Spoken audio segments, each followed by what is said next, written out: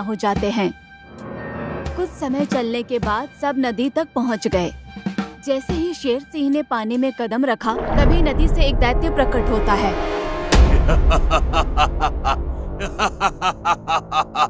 मूर्ख प्राणियों, तुम इस नदी को पार नहीं कर सकते। अगर किसी ने भी नदी को पार करने की कोशिश की तो मैं उसे मार दूंगा।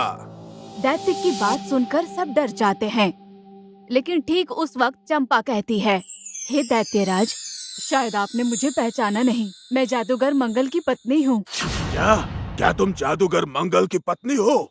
हाँ दैत्यराज। लेकिन तुम पाकिस्तान क्यों जा रही हो? पाकिस्तान के एक झील में स्नान करने से मेरे कोख में पल रहे जादूगर के पुत्र को जादुई शक्तियाँ मिल जाएगी।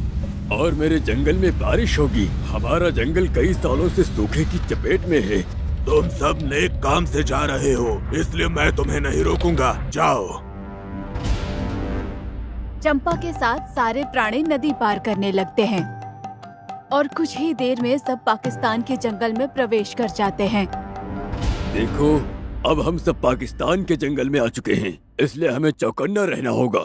हाँ, और जल्द से जल्द हमें उस झील तक पहुंचना है जिसमें नहाकर मुझे शक्तियाँ हासिल करनी है और तुम्हारे जंगल में बारिश लानी है। उधर पाकिस्तान के जंगल का राजा शेर खान भी काफी चिंतित था। वजीर आला, पिछले 5 साल से हमारे जंगल में बारिश नहीं हुई है, जिस कारण जानवर तड़प तड़प के मर रहे हैं। आखिर कब तक हमारे साथी भूखे प्यासे मरते रहेंगे?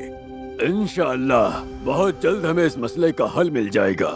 तभी अचानक एक बाज उड़ता हुआ आकर कहता है, सब सावधान हो जाओ।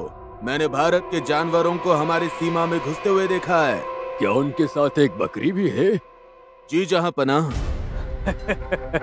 मुझे उनका ही इंतजार था। बाज की बात सुनकर शेर खान चौंका नहीं, बल्कि जोर जोर से हंसने लगा। यह देखकर भेड़िया पूछता है, माफ करना जहाँपनाह, आपको उनका ही इंतजार था? मैं कुछ समझा नहीं। मैं समझाता हूँ। दरअसल मुझसे एक फकीर बाबा ने कहा था, बाबा मेरे जंगल में कई सालों से बारिश नहीं हुई है, बारिश लाने का कोई उपाय बताइए हुजूर। तेरे जंगल में बारिश लाने का एक उपाय है, क्या तू वो कर पाएगा? अपने मुल्क के लिए मैं कुछ भी कर सकता हूँ बाबा। ठीक है, तो सुन। हिंदुस्तान के जंगल में जादूगर मंगल की पत्नी चंपा पेट से है। किसी भी तरह तुम उसे पाकिस्तान बुलाकर एक झील में स्नान करवाओगे तो तुम्हारे जंगल में बेशुमार बारिश होगी।